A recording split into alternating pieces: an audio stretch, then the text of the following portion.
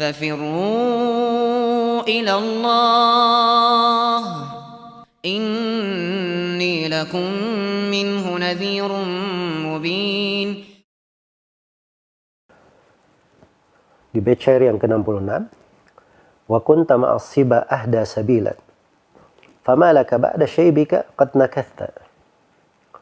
Dan kamu dahulu di masa muda itu jalannya sangat lurus, tapi ada apa dengan kamu setelah kamu beruban, malah kamu melanggar dari perjanjian.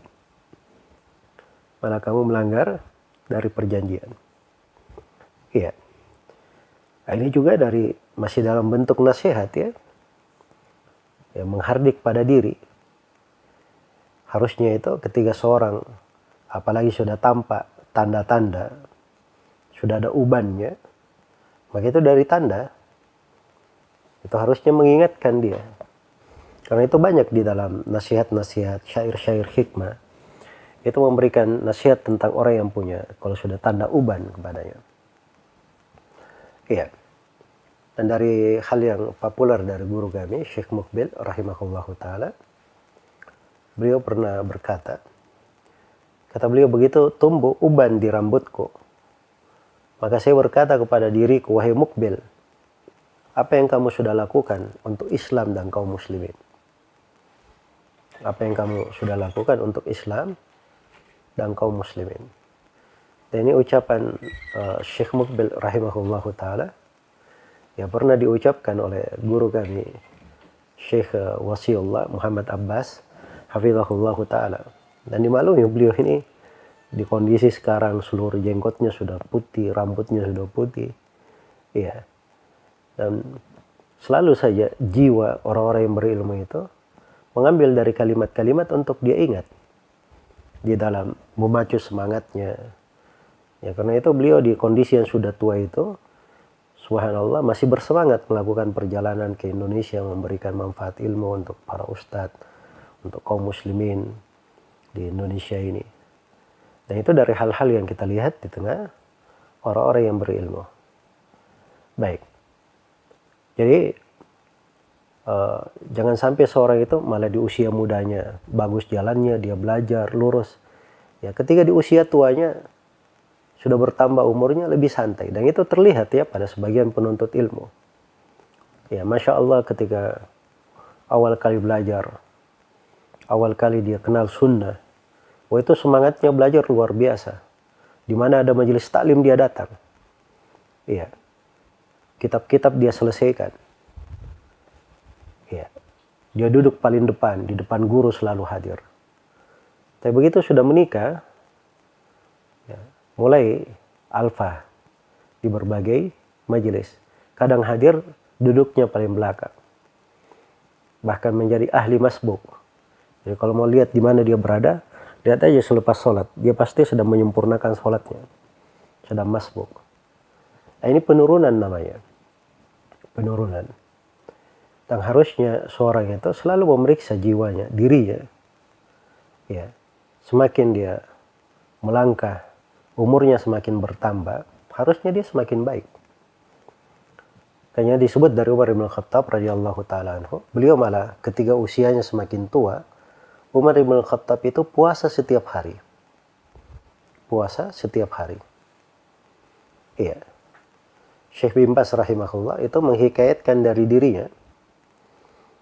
Syekh bin Baz ini kan buta beliau. Bukan buta dari lahir, buta di usia muda.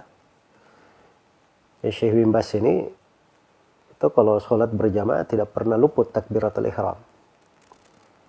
Iya. Maka pernah ditanyakan kepada beliau tentang hal tersebut. Kata beliau, dulu saya waktu muda, saya pernah terlambat hadir sholat berjamaah. Maka guru saya menegur saya. Kata Syekh bin Baz.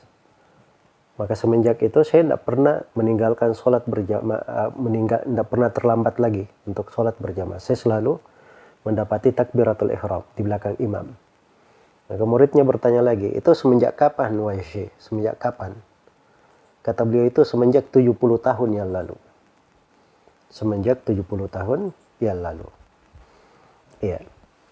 Maka ini sebagian dari sirah ya, orang-orang yang salih meninggalkan dan menjadi panutan di tengah umat. Ya, memberi contoh-contoh baik yang patut untuk kita teladani. Maka kadang kita harus memperhatikan ketika seorang itu semakin bertambah umur, sudah kelihatan rambut putih di kepalanya, di jenggotnya, maka harusnya dia bertambah ya semangat untuk memperbaiki dirinya, karena husnul khatimah itu berada di akhir. Wa innamal a'malu bil khawatim. Amalan itu tergantung pada apa yang menutupnya. Kemudian kata beliau, wa ana lam ahud bahral khataya kama qad khudtahu hatta gharibta. Adapun saya, kata Abu Bakar ini, saya belum pernah ya menyelam di lautan dosa sebagaimana kamu dahulu pernah menyelaminya sampai engkau hampir tenggelam di dalam lautan dosa itu. Ya, jadi di sini beliau terima dari nasihat ini. Mungkin seorang itu punya masa lalu seperti itu. Ya. Nah, itu adalah masa lalunya itu menyebabkan dia tidak senang ada orang-orang yang jatuh seperti dirinya terjatuh dahulu. Maka dia memberi nasihat. Bagus di dalam hal itu. Tapi karena dia punya masa lalu yang seperti itu, harusnya nasihat itu yang dia nasihati kepada orang juga selalu dia perhatikan. Sebab orang yang sudah punya masa lalu, kalau dia tidak selalu memperhatikan dirinya, mungkin saja dia kembali lagi mengulangi masa lalunya. Ya. Adat halimatun ila adatihal qadimah. Jangan sampai si Halimah kembali mengulangi kebiasaannya yang dahulu. Itu pembahasannya bagi orang-orang yang gemar mengulangi kebiasaannya. Kemudian kata beliau, walam ashrat Humayya umma daftrin wa anta syaribtaha hatta sakirta. Dan saya belum meminum ya tegukan yang memabukkan dari pusat segala kebusukan, maksudnya dunia. Saya belum meminum tegukan kemabukan dari fitnah dunia, maksudnya. Ya, jadi dafrin itu artinya segala hal yang bau yang tidak enak. Nah, itu dijadikan penamaan untuk dunia. Makanya kalau disebut dunia itu adalah dafrin. Ya, pusat segala kejelekan, sumber segala keburukan. Dan dafrin itu pada asal katanya itu kadang musibah yang menimpa. Jadi karena banyaknya musibah dunia ini penuh dengan musibah, makanya disebut dafrin. Ya, saya belum pernah meminum mabuk dengan dafrin ini. Adapun kamu sudah pernah meneguknya sampai engkau pernah mabuk. Ya. Jadi kadang ada orang punya masa lalu seperti itu. Dia dahulu pernah mabuk oleh dunia, terfitnah oleh dunia. Kemudian dia nasihati orang agar supaya jangan sampai terfitnah oleh dunia. Nah, itu posisi benar ya. Ya. Itu rahmat kepada orang. Jangan sampai ada orang yang terjatuh sebagaimana dia dulu terjatuh. Tapi karena dia sudah ada histori seperti itu, harusnya dia juga berhati-hati. Kalau dia nasihati seorang jangan sampai mabuk terhadap dunia, dia yang sudah pernah mabuk terhadap dunia harusnya lebih memegang nasihat itu. Lebih memegang nasihat tersebut.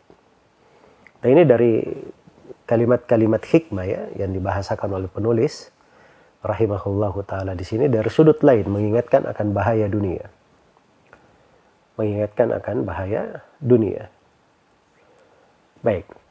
Kata beliau, walam anshab bi asrin fihi naf'un wa anta nasya'ta fihi wa man tafa'ta. Kata beliau, dan saya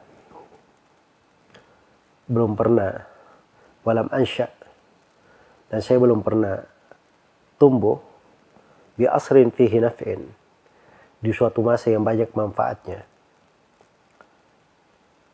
Ya, saya ini kalau kamu salahkan saya begini, ya memang wajar, saya hidupnya di mana? Saya hidup di masa banyak ulama sudah meninggal. Saya tidak ketemu dengan orang-orang yang berilmu. Ya, masa ilmu itu tidak begitu tampak.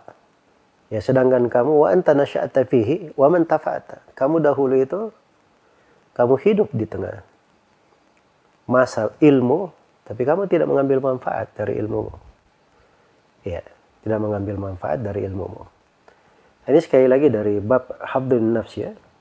Ya kalau tidak bermanfaat, nggak mungkin penulis bisa menulis dari nasihat-nasihat yang indah ini. Tapi seorang penuntut ilmu selalu dia kondisikan dirinya. Apabila dia memberi nasihat, dia terhadap dirinya lebih hebat lagi di dalam muhasabah. Ya. Karena itu kata Abu Darda radhiyallahu taala anhu, seorang itu tidak menjadi faqih, ahli fikih dengan sebenar-benarnya sampai dia benci kemaksiatan yang dilakukan oleh orang-orang. Dia benci hal itu karena Allah. Kemudian setelah itu dia kembali lagi melihat kepada dirinya, maka dia lebih benci lagi terhadap dirinya. Itu baru orang yang faqih. Orang yang punya pemahaman agama bagus fikihnya. Jadi fikih itu jangan selalu melihat ke orang saja. Tapi orang yang betul-betul faqih itu, dia melihat kekurangan pada orang lain, dia memperbaikinya, dan dia lebih benci lagi kekurangan itu pada dirinya, selalu ingin dia perbaiki. Itu ahli fikih yang sebenarnya. Ya, dan ini menunjukkan kedalaman ilmu penulis sebenarnya. Cuman beliau namanya mimbab hab min nafs, jiwa itu harus selalu ditekan, dihinakan supaya dia terhardik, tahu kadarnya dan tahu akan kekurangannya. Baik. Kemudian kata beliau, walam ahlul biwadin fihi dhulmun wa anta halalta fihi wa anta hakta. Ya, saya tidak pernah tinggal di sebuah lembah yang ada kezaliman di dalamnya. Adapun kamu pernah tinggal di dalamnya. Ya, dan kamu pernah melanggar. Nah, ini terkait dengan masalah kezaliman. Saya sekarang masih kecil, saya belum pernah mengalami kejadian itu. Adapun kamu sudah pernah mengalaminya. Jadi kalau kamu nasihati saya supaya jangan berbuat kezaliman, maka itu nasihat terhadap dirimu, hendaknya engkau lebih perhatikan. Ya, hendaknya engkau lebih perhatikan. Kemudian kata beliau, laqad sahabta a'laman kibaran walam araka tadaita biman sahibta. Engkau telah berjumpa dengan tokoh-tokoh besar. Ya, maksudnya ini beliau membahasakan dengan lisan Abu Bakar. Ya, sebenarnya bahasa beliau sendiri dia tujukan untuk dirinya. Ya, kamu sudah berjumpa dengan ulama besar, panutan-panutan besar. Tapi saya tidak melihat diri kamu mencontohi ulama-ulama yang pernah kamu jumpai. Ya, karena orang yang belajar itu mengambil ilmu dari guru, apalagi guru-gurunya adalah panutan-panutan besar di tengah manusia, orang-orang yang mengukir sejarah, ya sedikit banyak dia terpengaruh dengan orang yang dia bergaul dengannya, hidup dengannya. Ya, tapi beliau ini bahasakan pada dirinya, saya melihat kamu tidak mengambil contoh dari orang yang kamu berjumpa dengannya. Ya, dan ini juga pendidikan untuk jiwa. Jadi mungkin kalau kita hisap diri kita berjumpa dengan para ulama, mungkin banyak dari akhlak-akhlak yang dicontohkan oleh para ulama itu, kita tidak melakukannya. Banyak kekurangan di dalamnya. Dan itu jiwa-jiwa memang harus selalu diperiksa. Baik. Kemudian kata beliau, wa nadakal kitabu falam tujibhu wa nabbahakal mashibu faman tabahta wa nabbahakal mushibu faman tabahta. Al-Quran telah memanggilmu, tapi kamu tidak menjawabnya. Ya. Uban telah mengingatkanmu, tapi kamu tidak juga tersadar. Nah, sekarang beliau ingatkan bahwa Alkitab, Al-Quran itu memanggil. Ya. Al-Quran itu memanggil. Karena setiap orang itu, kalau dia seorang muslim, apalagi dia seorang penuntut ilmu, maka dia selalu berada di sekitar Al-Quran. Al-Quran itu ada perintah, ada larangan. Iya. Al-Quran itu telah memanggilmu. Dan itu panggilan-panggilan Al-Quran itu membawa kepada kehidupan. Ya ayyuhalladzina amanu istajibu lillahi walirrasuli idza da'akum lima yuhyikum wahai orang-orang yang beriman, jawablah Allah dan Rasulnya. Kalau kalian diajak kepada hal yang menghidupkan kalian. Kalian diajak kepada hal yang menghidupkan kalian. Ya. Karena ini kehidupan. Itulah Al-Quran mengajak kamu, tapi subhanallah kamu tidak menjawabnya. Ya, uban sudah mengingatkanmu, sudah banyak putih, harusnya mengambil peringatan. Kamu juga tidak sadar. Kamu tidak sadar dengan hal tersebut. Iya. Tidak menyadarinya. Wa yakbahu bil fata fi'lut tasabi wa akbahu minhu syekhun qad tafatta. Ini dari kalimat-kalimat luar biasa ya, dari hikmah. Ya. Yang dipetik dari penulis, dan itu berjalan di lisan-lisan para ulama. Anak muda itu buruk kalau dia berbuat seperti perbuatan anak-anak kecil. Perbuatan anak kecil. Ya, kita saja dulu itu sering dimarahi oleh ibu kita ya. Kalau mengganggu adik-adik, bilang ini sudah besar masih kayak anak kecil gitu. Ya. Itu adalah hal yang qabih, hal yang tidak bagus. Dan itu semua orang tahu. Tapi yang lebih buruk lagi adalah orang tua, dia berlagak seperti anak muda. Ya, berbuatnya seperti anak-anak muda. Perbuatannya tidak terkontrol. Perbuatannya kayak belum ada pengalaman hidup. Ya. Baik, ini beliau menegur untuk dirinya sendiri, mengingatkannya. Ya, mengingatkannya.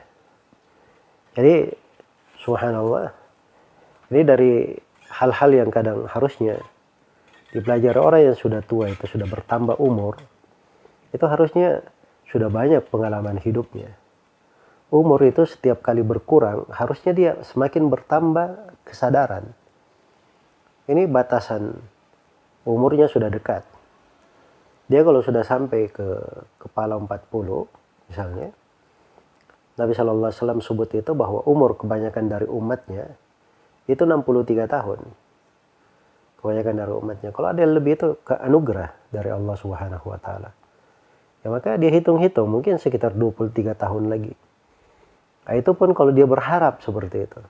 Tapi nggak ada yang tahu umur itu kapan datangnya.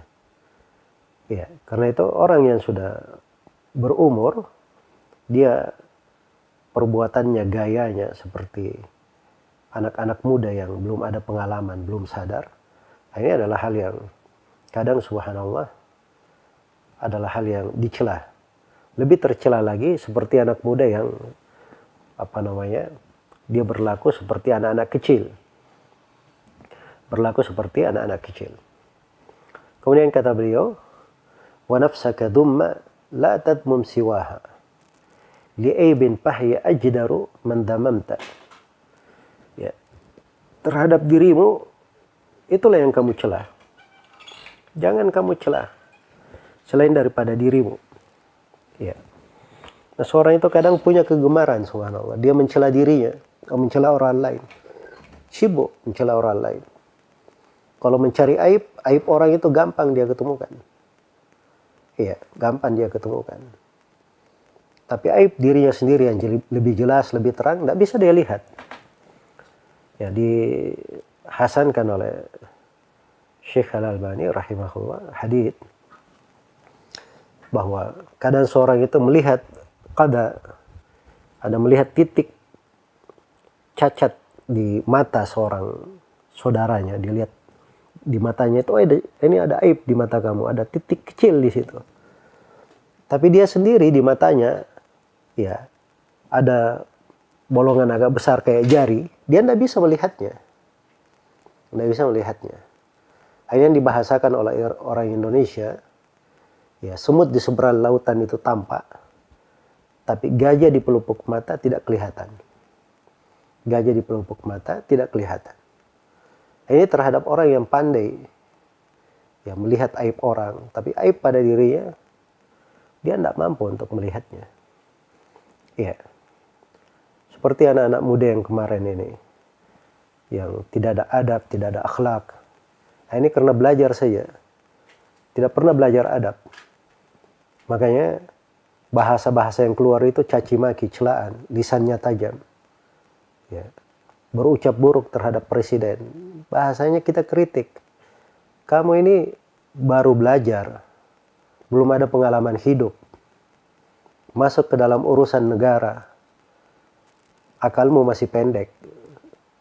Sudah masih pendek, sumbu pendek lagi, gampang meledak.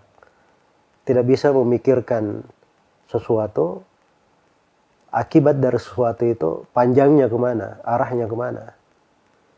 Dan itu perlu pengalaman hidup, perlu ilmu. Belum lagi orang-orang ini hanya pandai bicara saja teori. Tidak pernah melakukan, tidak ada jasanya. Tapi Masya Allah, pandai saja mengkritik. Iya. Kalau dia ingin memperbaiki, masuk di dalam memperbaiki sebuah negeri, dia itu ketika mau mengkritik, dia datang dengan sebuah konsep yang bagus, dia peruntukkan untuk negeri ini, dia sampaikan dengan cara yang terhormat, cara yang bagus, bukan dengan mencela, caci maki. Akhirnya disambut oleh orang-orang yang memang berpenyakit sama. Ya, dan ini dari musibah ya di masa sekarang. Dan kita kalau melihat yang seperti itu, kita memperbanyak berucap inna lillahi wa inna ilaihi raji'un. Nah, itu dari musibah-musibah yang menimpa secara umum di tengah umat Islam ini. Ya, nasallallahu alaihi. Baik. Maka seorang itu kadang kalau dia ingin mencela, cela dulu dari diri sendiri. Banyak introspeksi diri. Ya, mungkin aib itu lebih pantas kamu cela pada dirimu. Ya. Lebih pantas untuk kamu cela pada dirimu. Banyak hal yang kadang kita mencela pada orang lain, tapi ternyata masalahnya di kita sendiri. Ya, sebagaimana yang dikatakan oleh Imam Syafi'i rahimahullah, naibu zamanana wal aibu fina wa ma li zamanina aibun siwana wa nahju daz zamana bighairi haqqin walau nataqa az-zamanu lana hajana. Kata Imam Syafi'i, kita selalu mencela masa kita. Padahal aib itu, celaan itu pada kita. Ya. Bahkan di masa kita ini tidak ada aib kecuali kita sendiri, kata Imam Syafi'i. Dan kita selalu berucap, mengkritik tajam kepada masa kita tanpa kebenaran. Andai kata masa itu bisa berbicara, maka masa itu akan mengkritik kita dengan lebih tajam lagi. Akan lebih tajam lagi di dalam mengkritiknya. Ya, dan subhanallah ucapan Imam Syafi'i ini kadang cocok ya untuk kondisi banyak dari manusia di masa sekarang ini. Baik. Kemudian kata beliau rahimahullahu taala, wa anta ahaqqu bitafnidi minni walau kunta labiba lama nataqta. Ya. Kata beliau rahimahullah, dan kamu ini ya lebih pantas untuk dinasihati dengan tegas, lebih pantas untuk ditegur, ya, lebih pantas untuk dicela, dihitung aibnya, kamu berbuat begini dan begitu, ya, kamu ini lebih pantas diperlakukan seperti itu daripada saya, ya. Dan andai kata kamu itu labib, orang yang bagus, detail di dalam menilai, cerdas, maka kamu tidak akan berbicara, Jadi sekali lagi nih ucapan penulis ini, itu arahannya, beliau sengaja mengkonteksnya seperti itu dengan bahasa Abu Bakar kepada dirinya. Ini memang dari kebiasaan para salaf. Ya, kebiasaan mereka untuk selalu mendidik dan menekan jiwanya. Agar supaya jiwa itu selalu di atas arah perbaikan. Jangan merasa bangga dengan dirinya. Selalu menghitung dosa-dosa dan kesalahannya. Iya. Dan para ulama yang banyak berucap seperti itu biasanya orang-orang yang di dalam kehidupannya terlihat akan kesolihannya, rasa takutnya. Baik. Kemudian kata beliau rahimahullah, walau bakatid dima aynaka khaufan lidambika lam aqul laka qad aminta. Andai kata kedua matamu itu menangis darah karena takut terhadap dosa-dosamu, saya tidak akan berkata kamu sudah aman dari dosa. Iya. Ya betul, seorang itu perlu rasa takut kepada Allah Subhanahu wa taala. Takut akan dosa-dosanya. Dan kadang karena takutnya seorang itu kepada dosa-dosanya, maka dia kadang menangis dengan kepedihan. Dan ini bahasa menangis darah, itu jangan dibilang kinaya ya. Boleh saja bermakna kinaya, tapi itu kenyataan pernah terjadi pada sebagian orang-orang yang bertobat. Saking dahsyatnya dari tobatnya dan penyesalannya. Iya. Jadi yang dikatakan engkau menangis darah, takut terhadap dosa-dosamu, saya tidak berkata kepada kalian bahwa kamu sudah aman. Ya. Sebab orang yang punya rasa takut, dia bertobat, seorang mukmin itu masih saja ada kekhawatiran atas dirinya. Walladzina yu'tuna ma atau wa qulubuhum wajilah. Mereka sudah memberikan apa yang mereka beri, berbuat kebaikan, tapi hati-hati mereka ada rasa takut. Jangankan kita, para nabi dan para rasul juga seperti itu. Perhatikan Nabi Ibrahim, Nabi Ismail sudah membangun Ka'bah, menjalankan perintah. Bersamaan dengan itu masih memohon kepada Allah, Rabbana taqabbal minna innaka antas samiul alim. Wahai Rabb kami, terimalah dari kami, sungguhnya Engkau Maha mendengar lagi Maha mengetahui. Iya. Jadi jangan merasa aman. Tapi ini bukan artinya seorang itu menutup pintu harapan atas dirinya.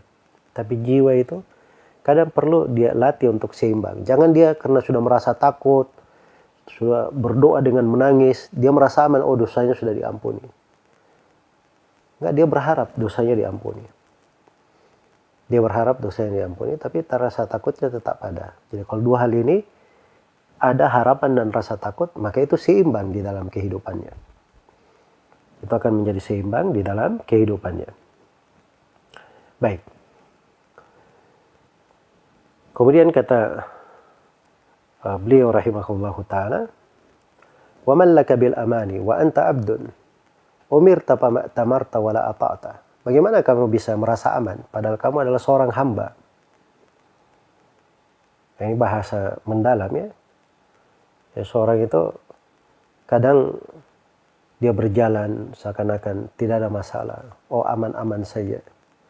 Seakan-akan kalau kematian datang menjemputnya, dia sudah pasti menjadi penduduk sorga, diampuni dosa-dosanya. Dari mana dia merasa aman dalam hal itu? Iya, padahal engkau hanyalah seorang hamba. Dan seorang hamba itu, dia itu selalu ada rasa takutnya menghadap kepada Allah Subhanahu wa ta'ala, bukan di kondisi yang Allah cintai terhadap dirinya. Ya, jadi kalau rasa takut itu kita merasa aman, tidak ada yang merasa aman setelah Nabi Ibrahim berdoa kepada Allah Subhanahu wa ta'ala. Wa idh qala Ibrahim rabbi ja'al hadzal balada amina wajnubni wa baniya an na'budal asnam. Rabbi innahunna adlalna katsiran minan nas. Dan ketika Nabi Ibrahim berdoa, ya Allah jadikanlah negeri Mekah ini sebagai negeri yang aman. Jauhkanlah saya dan keturunanku dari beribadah kepada berhala. Ya, sungguhnya berhala-berhala ini menyesatkan banyak dari manusia. Kata sebagian as-salaf setelah membaca ayat ini, siapa lagi yang bisa merasa aman setelah Nabi Ibrahim alaihissalam? Nabi Ibrahim saja takut akan dirinya. Nabi Muhammad mengkhawatirkan atas para sahabatnya. Akhwafu ma akhafu alaikum asyirkul asgar. Yang paling aku takutkan atas kalian syirik kecil, yaitu riya. Ini terhadap generasi terbaik di umat ini. Nabi mengkhawatirkan. Tapi yang aneh bin ajaib, subhanallah, kita yang datang belakangan, itu merasa aman-aman saja. Merasa tenang-tenang saja. Saking amannya, belajarnya juga tidak dia perhatikan. Ya, seakan-akan dia sudah merasa aman. Nanti kalau sakaratul maut, dia bisa bersyahadat lancar, berucap la ilaha illallah. Ya, seakan-akan dia sudah merasa aman, disambut gegap gembita oleh Munkar dan Nakir. Dia akan dilapangkan kuburnya. Seakan-akan dia sudah merasa aman, dipayungi ketika dibangkitkan di hari kiamat. penuh dengan keselamatan, langsung masuk ke surga. Siapa yang merasa aman dengan hal tersebut? Padahal kita ini banyak kekurangan, banyak dosa, banyak kesalahan. Iya. Maka harusnya seorang itu selalu melihat pada perintah Allah bagaimana dia menjalankan perintah, pada larangan Allah bagaimana dia meninggalkan larangan. Bekal-bekal ilmu yang wajib itu, yang fardu ain, apakah dia sudah pelajari? Kalau belum dia pelajari, belajar dengan cepat. Diselesaikan dari fardu ain pada ilmu yang wajib dia pelajari. Ada ilmu-ilmu yang sifatnya fardu kifayah, itu keutamaan dan derajat di dalam mempelajarinya. Dia beramal dengan ilmu tersebut, mendakwakannya, ya, menjadi sebab keberkahan di tengah manusia. Itu dari makna-makna yang hendaknya dia perhatikan. Baik. Wa man laka bil amani wa anta abdun. Bagaimana engkau bisa merasa aman padahal kamu hanya seorang hamba? Umirta fama tamarta wala ata'ta. Kamu telah diperintah tapi tidak kamu jalankan perintah itu. Tidak pula kamu taat. Fakulta minad dunubi walasta takhsha li jahlika an takhiffa idza wuzinta. Ya, kamu sudah menjadi berat karena dosa-dosamu. Nah, ini dosa ini subhanallah ya, dari pengaruh buruk dosa itu. Dosa itu menjadikan seorang itu berat beraktivitas, berat beribadah. Iya. Karena itu datang kepada Al-Hasan Al-Basri rahimahullahu ta'ala, seorang yang berkata, wahai Al-Hasan, kenapa saya berat melakukan sholat malam? Kata Al-Hasan Al-Basri, kamu telah dibelenggu oleh dosa-dosamu. Jadi tiap kali kamu berdiri itu kamu dirantai oleh dosa sehingga kamu sulit untuk berdiri. Iya. Maka dosa-dosa itu punya pengaruh berat. Punya pengaruh berat. Jangankan kita, terhadap Nabi-Nya Allah sifatkan, alam nashrah laka sadrak wa wada'na anka wizrak alladhi anqadha dhahrak. Bukankah kami telah lapangkan dadamu dan kami gugurkan kesalahan-kesalahanmu, al-wizr. Yang kesalahan-kesalahan ini bisa membahayakan punggungmu, memberatkan punggungmu. Ya, padahal itu jenis dari kesalahan yang disebut di dalam ayat terkait dengan Nabi Sallallahu Alaihi Wasallam. Itu hal yang wajar, lumrah, biasa terjadi tengah manusia. Ya, kesalahan-kesalahan manusiawi. Tapi bersamaan dengan itu dibahasakan yang bisa membahayakan punggungmu. Bagaimana pula dengan kita ini? Jatuh di dalam dosa-dosa yang mungkin sebagian dosa itu, subhanallah, luar biasa besarnya. Iya. Harusnya seorang itu lebih banyak lagi untuk membenahi dirinya. Fakulta minad dunubi walasta takhsha. Kamu sudah berat, terhimpit oleh dosa. Sedangkan kamu tidak juga takut. Dijahlika, karena kejahilan kamu. Kamu tidak takut antakhiffa idza wuzinta. Kamu tidak takut ringan ketika ditimbang. Ya, pada hari kiamat itu ada timbangan, setiap orang ditimbang. Keadilan ditegakkan. Wa nada'ul mawazin al-qista liyaumil qiyamah. Fala tudlamu nafsun syai'a. Kami letakkan timbangan keadilan pada hari kiamat. Tidak ada satu jiwa pun yang dizalimi. Yang ditimbang itu kadang amalan salihnya, kadang catatan amalannya, kadang orangnya sendiri yang ditimbang. Iya. Ada orang yang ditimbang pada hari kiamat. Sebut dalam hadits Abu Hurairah, riwayat Bukhari dan Muslim, yu'tabir rajulis samin yaumal qiyamah. Fala yuzanu indallahi janaha ba'udah. Didatangkan seorang yang gemuk pada hari kiamat.